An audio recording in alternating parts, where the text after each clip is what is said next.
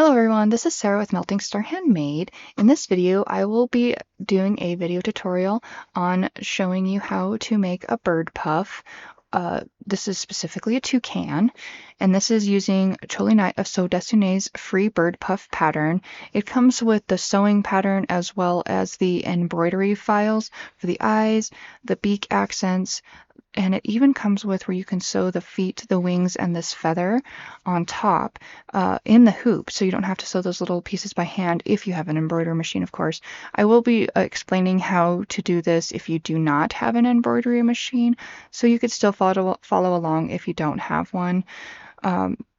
I will be adding Choly free pattern link in the video description so you can follow along with me. Make sure you gather the materials listed here if you do want to follow along, or you can just watch this video to see how I make this little guy. I appreciate you watching in advance, and I hope you enjoy this video tutorial I'm making using Choly pattern.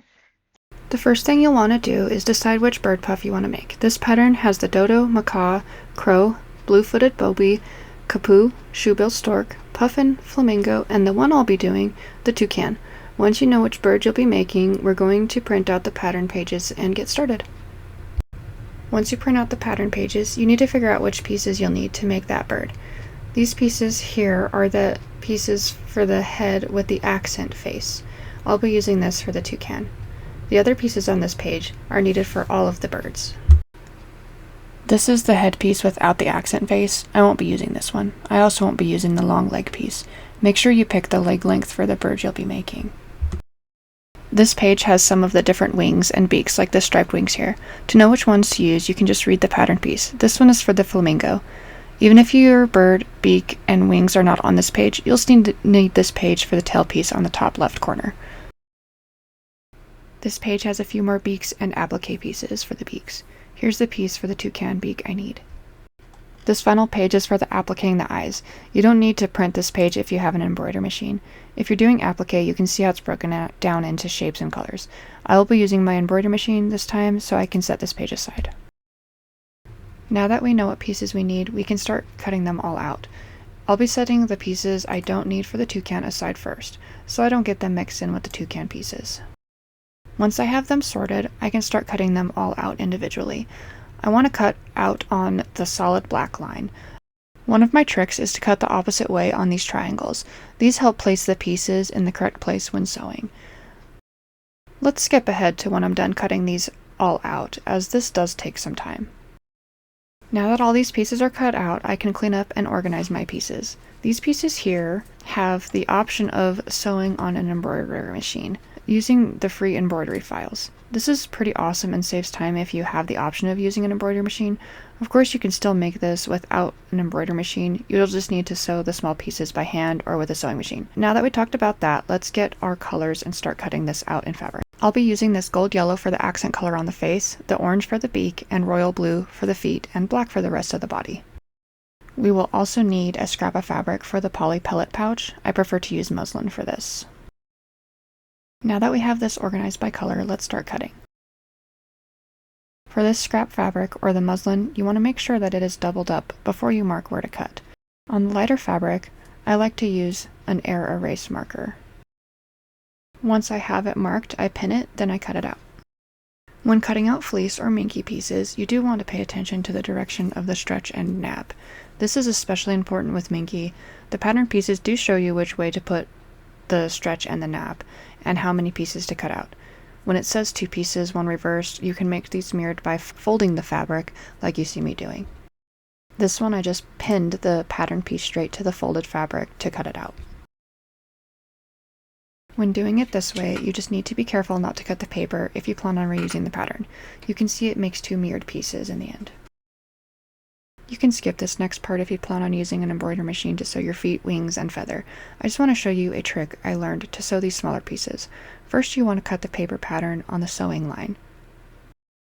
Once you have it cut out, fold your fabric with right sides facing. Trace the pattern piece onto the folded fabric, then pin the fabric together. You would then take this to the sewing machine and sew right on the lines, or you can also hand sew it, of course.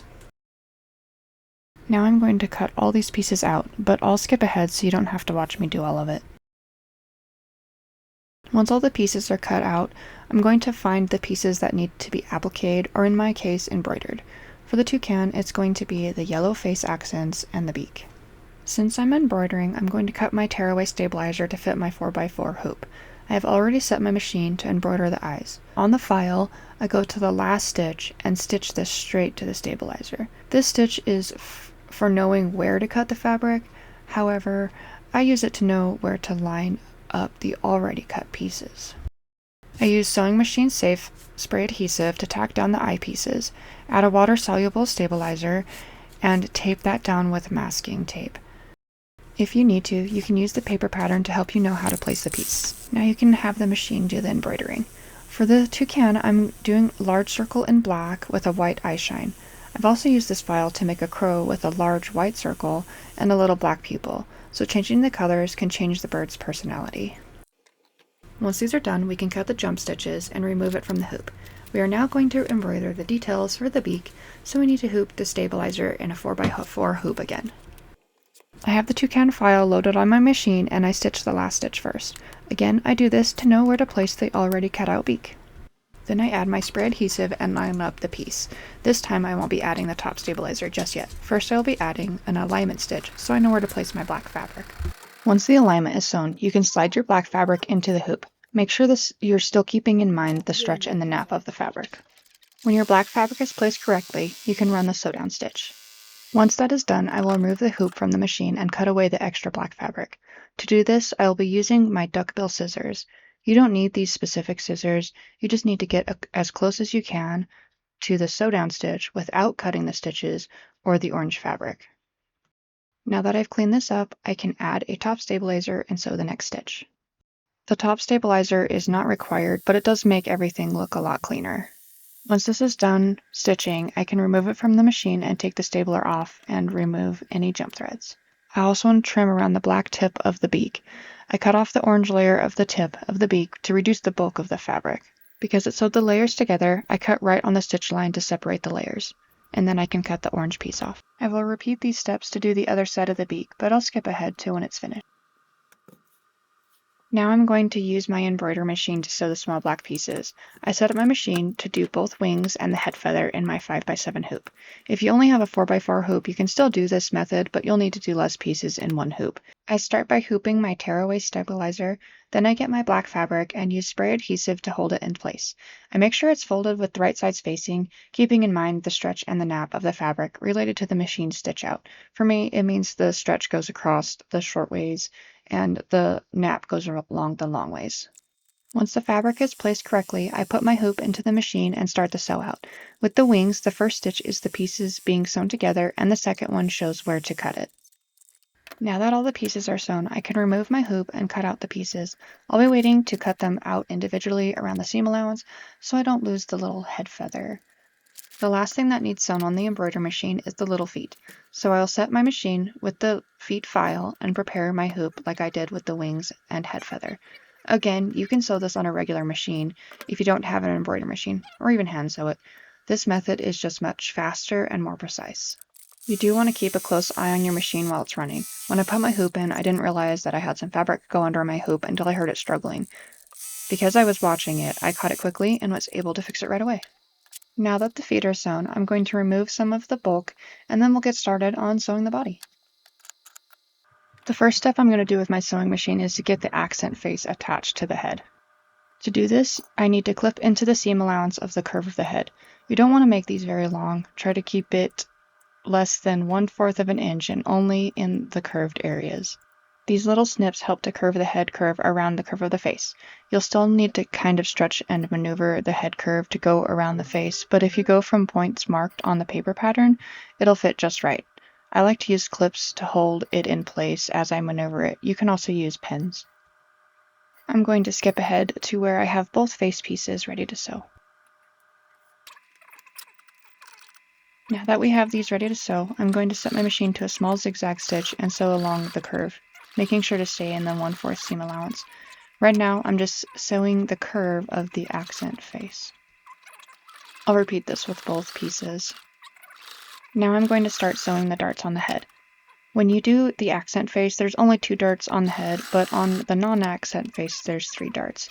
This is because the accent face piece actually acts as one of the darts. So make sure you get the 2 to 3 darts depending on which bird you're doing. Now I'm going to start preparing the wing pieces to be sewn to the back. If you didn't have the option of using the embroider machine to sew these, you will need to sew these first. To prepare these wings, I'm going to cut them out and trim the seam allowance down so that they are not bulky and deforming after turning them. Mostly what I am doing is trimming close to the stitching around the curves and snipping the corners. Once they are trimmed, I can turn them right side out and push the curves out using a turning tool. Next, we want to find our body back pieces and baste our wings on. You can use the little triangles to know where to line up the seam of the wing, and you just do a straight stitch to do the basting. You want to repeat this on the mirroring back side. Now I'm going to find my body back pieces and sew it to the front piece we just basted the wing to. You want to make sure the dart is on the lower back, and for now you only sew the side that has the wing sandwiched between them, so you can see me clipping them here. And because my machine can struggle sometimes with the multiple layers with the bulky fabric, I either slow down or I move to a straight stitch to help it out. I'm just going to trim any threads that are showing on the right side, then I'll repeat sewing the back to the belly on the other mirroring side. After that, I'm going to start attaching the head to the body pieces. I make sure the face is pointing the right way. I like to use the dart as a reminder on which side is the back, and then I pin or clip them in place. You just kind of move the head along the curve of the neck, I guess you would call it, at the top of the body. And then I set my sewing machine back to a zigzag stitch and I sew the heads on. Once both of the head sides are attached, I'll move on to the head feather being attached. Since my embroider machine did sew this for me, I just need to cut closely around the seam allowance and snip the corners so I can turn it and attach it. Now that it's turned and the curves are pushed out, I'm going to baste it to the head. You can use the paper pattern to know where to place it, or you can just place it where you think it looks good. Then you add a straight stitch to hold it in place. At this point, I can sew the 2 body sides together. When I do this, I want to leave the bottom open, a turning hole at the back of the head, and I also leave the back dart open. I use clips to hold it together, and I double up the clips where I would like to remind myself to leave a hole. I also make sure that while I'm clipping it and sewing it, that I line up the seams as best as I can so the end result looks really nice. While I'm sewing around the body, not only am I making sure not to sew over the openings, but I'm also making sure that the wings are not in the way, so I take my time if I need to on this part. Now that the body sides are sewn, I can move on to sewing the tail. I make sure that they are facing the right sides together. I then clip and sew them together, making sure to keep in mind that the bottom or flat side needs to be left open. I learned a trick that if I sew from one side to the middle and then the other side to the middle again, I can get a more even looking tail feather. And then I want to trim it down and clip it in the corners so that when I turn it, it's not bulky. Once it's turned, I want to prep the body to sew the tail and the back dart. To do this, I can use the paper pattern to show me where to clip the body on the sides to extend that back dart. Doing this makes it so that the tail fits nicely into the back dart. I then sandwich the tail into the dart and sew from one side of the dart to the other, making it have a nice curve. I could have also basted the tail on first, but I decided to skip this step that time. Next, I can trim the seam allowance around the curves and turn it right side out so I can sew the feet on. I again had my embroidery machine sew these smaller pieces, so on the feet I just need to trim close around the curves and the corners so I can turn it. Having hemostats for turning are very helpful for these smaller pieces. You also want to push the curves of the toes out with the hemostats, or you can also use chopsticks as well. Once they are turned, I'm going to lightly stuff both legs, making sure I'm not adding too much filling to the top of the legs. I start by adding small pieces into the toes, stuffing them firmly. Then I add stuffing up the leg and stuff lightly. I like to stuff them both at the same time so that I can make sure that they are equal. Now that I have them stuffed the way I like, I can baste them to the body. I am using the paper pattern to guide me on where to place the legs.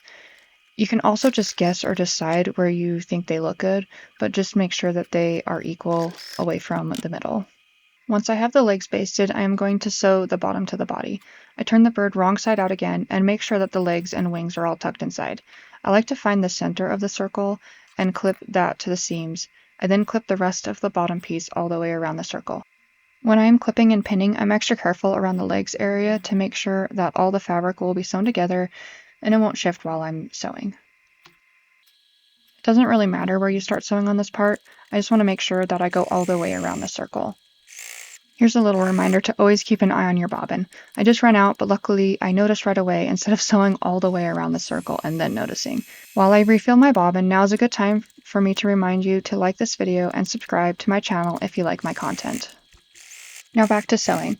While I sew around the circle, I like to make sure I'm turning it and keeping the correct seam allowance, so it's not all lumpy in the end. Now that the bottom is sewn, I can turn it right side out. I do this one leg at a time, and then the wings and head. Before I can start stuffing, I need to sew the pellet pouch. With this, I sew around the circle, leaving about an inch open so I can add the pellets. I then use a funnel and a spoon and add the pellets into the hole. I only fill it a little over halfway, and then I carefully sew the hole closed. It is recommended to hand sew this shut, but I noticed if I don't overfill it and go slowly, it's easy to do it on the sewing machine. I then have to maneuver it into the turning hole. If I don't leave a big enough hole, this can be a bit challenging, but pushing a little in at a time works the best. After I've trimmed away some threads, I start to stuff the rest of the body. I start at the bottom around the pellet pouch and I work my way up. Once I get to the head, I make sure the face has a lot of stuffing and it's more firm so it doesn't deform when I sew on the beak. When I'm happy with how it's stuffed, I can now ladder stitch the turning hole closed. I like to use doubled up thread that I pull straight from my machine. I have a visual aid if you are unfamiliar with ladder stitching. There's also a lot of tutorials on how to ladder stitch if you need to look that up on YouTube. I also add a little bit more stuffing if I need to right before closing up the hole. I like to sew back and forth a few times for extra strength, just to make sure that hole's nice and closed. Now that this is ladder stitched, I can sew the beak. When I clip or pin this together, I want to make sure that the lines of the beak's detail are lined up and that they move as little as possible during sewing. I also want to leave the flat side open for turning. Once it's sewn, I trim the seam allowance, especially at the tip of the beak, so it'll be a nice sharp point when I turn it. After turning it, I can start stuffing it. I want to start with the very tip of the beak and stuff it with a small bit at a time and make it very firm. Then I will stuff the rest of the beak semi-firmly. Next, I need to gather stitch the beak closed so that it can be attached to the face. To do this, you take your needle and thread and go in and out of the fabric around the opening, then pull it tight once you made a full circle. Pulling it tight will cause the fabric to lay more flat, so you have a better surface to attach the beak to the face. Now I can ladder stitch the beak to the face. I line up the seam of the beak to the seam of the face and sew around the base of the beak where it touches the face, making sure not to cover up the eyes while I do this. You do want to try and keep the bottom of the beak above the neck seam, but with this larger toucan beak, it ended up lower than the neck seam. I just made sure it was lined up with the belly seam and it turned out looking really good. Let's just skip ahead to when I'm done with this. Now that the beak is sewn on, the bird is finished. Here's a better look at the toucan all finished up. For the most part, it looks really good. I feel like I messed up somehow on his head. I think I accidentally switched the face pieces mostly because his eyes look a bit funny. But I think it just adds to how silly and cute he looks. Anyway, here's all the types of birds I've made so far with this pattern. I've also made the flamingo and the crow. I do plan on making each variation because I really like how they look. They are so much fun and super adorable. I'm going to finish the flock, I promise. Thanks for watching.